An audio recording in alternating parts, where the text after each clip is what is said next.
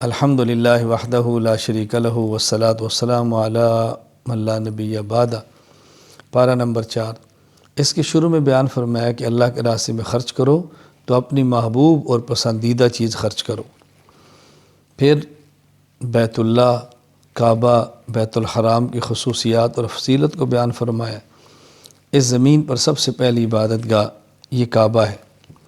اس میں اہم نشانیاں ہیں۔ مقام ابراہیم، وہ پتھر جس پہ آپ پاؤں رکھ کے کھڑے ہوتے، اور وہ پتھر آج کے دور میں لفٹ جسے سمجھے یوں اوپر جاتا، تو ابراہیم علیہ السلام پتھر اوپر رکھ آتے پھر نیچے آتے، تو مقام ابراہیم اس پتھر کا نام ہے۔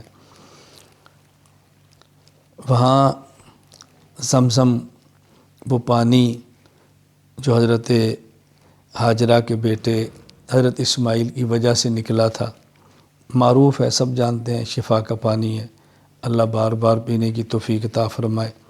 حتیم کا ذکر ہے۔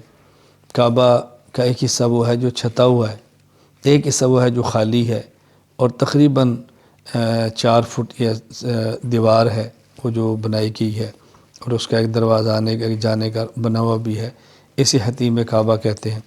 تو وہاں مقام ابراہیم ہے، زمزم ہے، حتیم کعبہ ہے، شاعر ہیں، امن کی جگہ ہے، صفا ہے، مروہ ہے، یہ سب چیزیں وہاں پہ اللہ تعالیٰ نے فرمائی کہ یہ ایسی چیزیں ہیں جو اللہ تعالیٰ کی طرف سے نشانیاں ہیں۔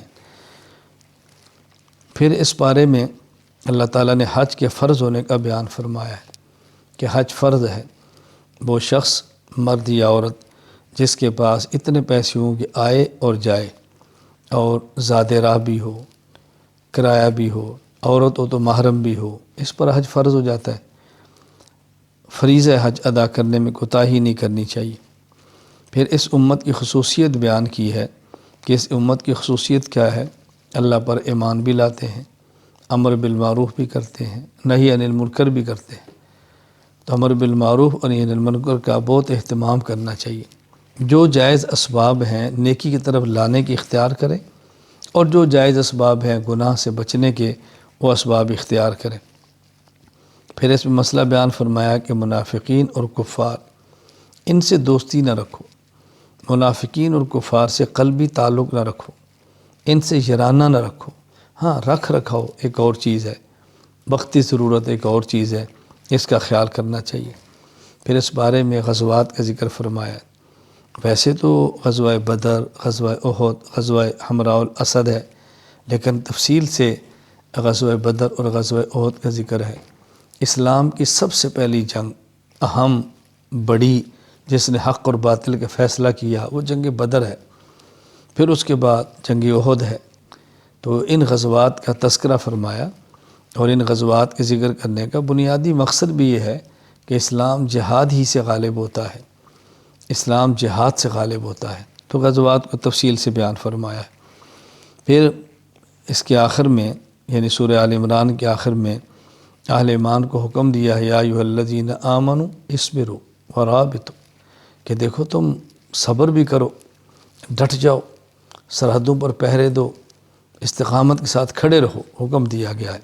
اللہ تعالی ہم سب کو ہمت، قوت اور طاقت عطا فرمائے کہ دین اسلام کی حفاظت کے لیے ہمیں ہر وقت کھڑا رہنا چاہیے۔ اللہ تعالیٰ نے سورت کے آخر میں حکم دیا ایمان والوں، یا ایھا الذین آمنوا اصبروا وصابروا ورابطوا واتقوا اللہ لعلکم تفلحون۔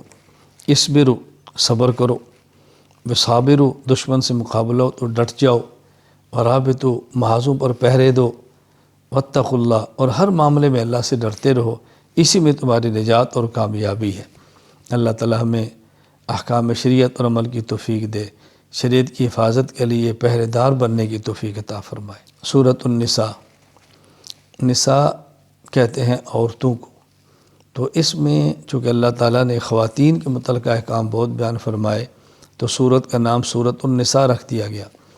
حیران کن بات یہ ہے کہ پورے قرآن میں اللہ تعالیٰ نے سورۃ الرجال کے نام پر کوئی سورت نہیں نازل فرمائی، البتہ سورۃ النساء کے نام پہ سورت نازل فرمائی۔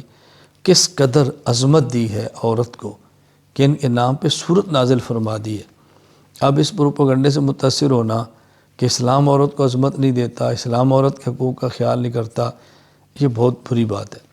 میں سمجھتا ہوں اسلام نے خواتین کی عصمت بیان کی ہے، حقوق بیان کیے ہیں، کوتاہی ہماری ہے کہ ہم اسلام پر عمل نہیں کر رہے، ورنہ اسلام نے سب کچھ دے دیا ہے۔ اس میں کئی ایک احکام بیان کیے ہیں۔ ایک مسئلہ بیان کیا تعدد ازواج کا، یعنی ایک سے زائد نکاح۔ یہ بات ذہن نشین فرما لیں، ایک سے زائد نکاح کرنا جائز ہے، ضروری نہیں ہے۔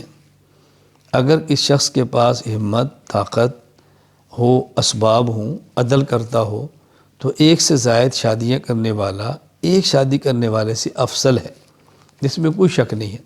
لیکن حقوق ادا نہ کرے تو مواخذہ بھی بہت سخت ہے۔ بہر خلاصہ یہ ہے کہ ایک سے زائد کی اجازت دی گئی ہے۔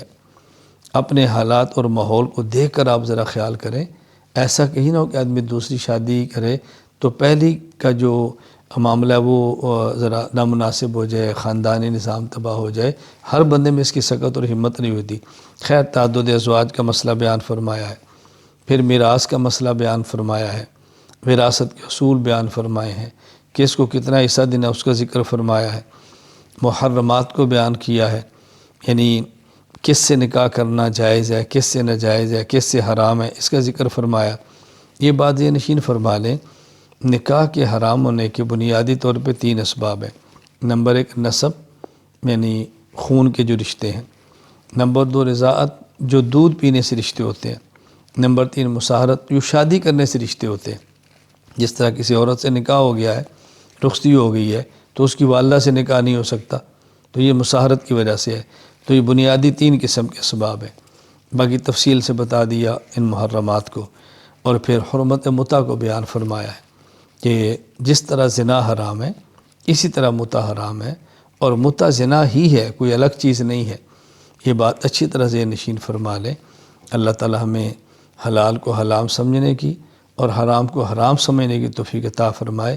اللہ تعالی ہمیں حرام سے بچائے اور اللہ تعالی ہمیں حلال عطا فرمائے۔ آخر دعوانا ان الحمد للہ رب العالمین۔